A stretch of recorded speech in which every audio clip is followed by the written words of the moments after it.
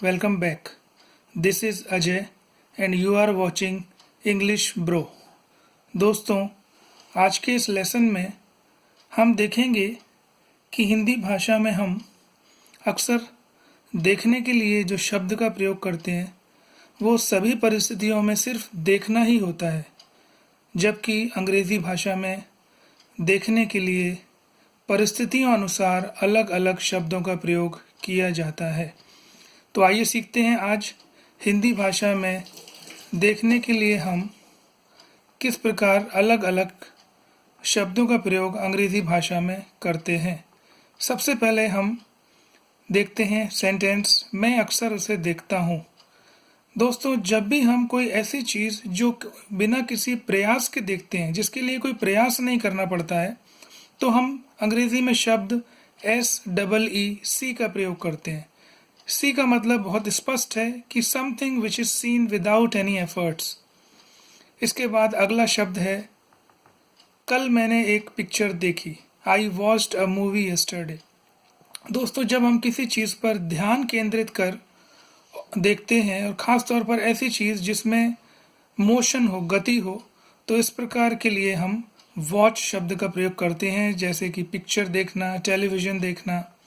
इसके बाद नेक्स्ट वाक्य हम जो देख रहे हैं वो है मैं सुबह अखबार पर सरसरी निगाह डालता हूँ, देखता हूँ या जल्दी से अखबार के पन्ने पलटता हूँ।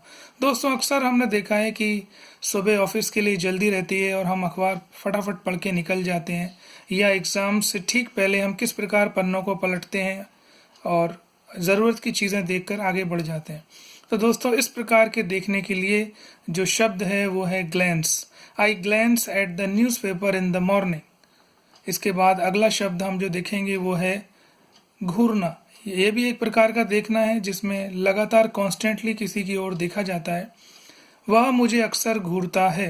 ही ऑफन स्टेयर्स एट मी। तो घूरने के लिए हम स्टेयर शब्द का प्रयोग अंग्रेजी में करेंगे। इसके बाद अगला शब्द है वह खिड़की में से झांकती है।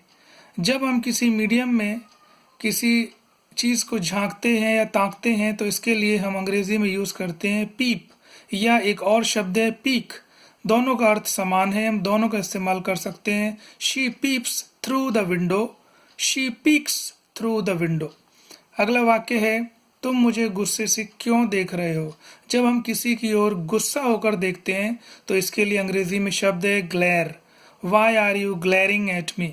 जब देखने में एक क्रोध हो तो हम इसके लिए ग्लेयर शब्द का प्रयोग करेंगे। दोस्तों, इसके बाद अगला जो हमारा सेंटेंस है वो है मेरी माँ मुझे खाना खिलाते हुए बड़े ही प्यार से देखती है। जब हम किसी को कॉन्स्टेंटली पॉजिटिव भाव से देखते हैं तब इसके लिए अंग्रेजी में हम यूज़ करते हैं behold. My mother beholds me while feeding. तो दोस्तों, आप देख रहे हैं कि हम अंग्रेजी में किस प्रकार अलग अलग शब्दों के लिए अलग अलग वर्ड का प्रयोग कर रहे हैं। कल बड़ी ही मुश्किल से मैं टेकरी पर चामुंडा माँ के दर्शन कर पाया। देखिए, जब भी हम कभी मंदिर जाते हैं हम जानते हैं कि काफ़ी भीड़ भाड़ रहती है और इस दौरान हम एक झलक ही देख पाते हैं ईश्वर की प्रतिमा की। तो इसके लिए जब हम एक झलक भर देख पाएँ तो अंग्रेज़ी के लिए शब्द होगा glimpse. Yesterday I was hardly able to get a glimpse of the goddess Chamunda at the Tekri. आपने एक गाना तो सुना ही होगा, झलक दिखला जा। तो दोस्तों, उसके लिए जो शब्द है वो है ग्लिम्स।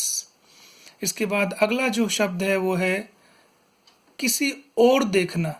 टीचर ने राजू से कहा बोर्ड की ओर देखो। Teacher said to Raju look at the board.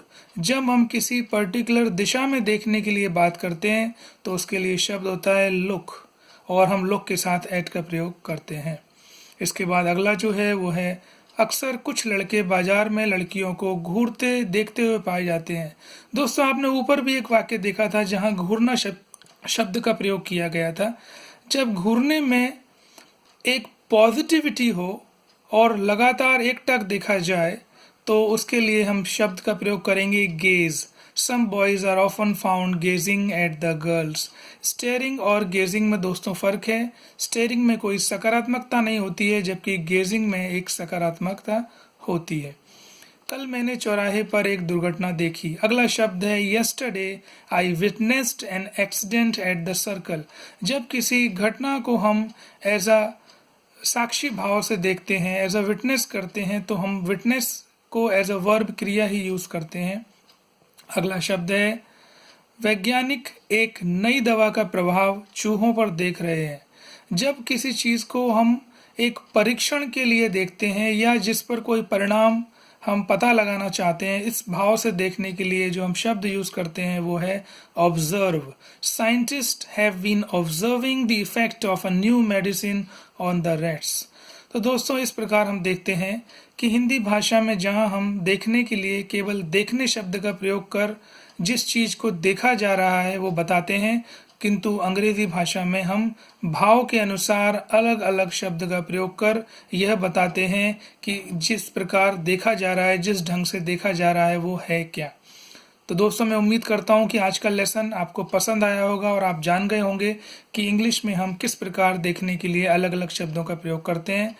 दोस्तों, इसके अलावा भी ऐसे बहुत से शब्द हो सकते हैं जो देखने के अलग अलग भावों को दर्शाते हैं। मैं उम्मीद करूंगा कि आप ऐसे शब्दों के लिए कमेंट बॉक्स में जरूर ऐसे शब्दों को आप डालेंगे, या आपकी कोई जिज्ञासा है तो जरूर आप मुझसे कमेंट बॉक्स में पूछेंगे। और अगर आपको ये वीडियो पसंद आया हो तो कृपया इसे लाइक करें, शेयर भी करें, और अगर आपने अभी तक सब्सक्राइब नहीं किया है तो प्लीज़ इसे सब्सक्राइब भी करें। तो इस प्रकार ये लेसन मैं समाप्त करता हूँ। धन्यवाद। जय हिंद।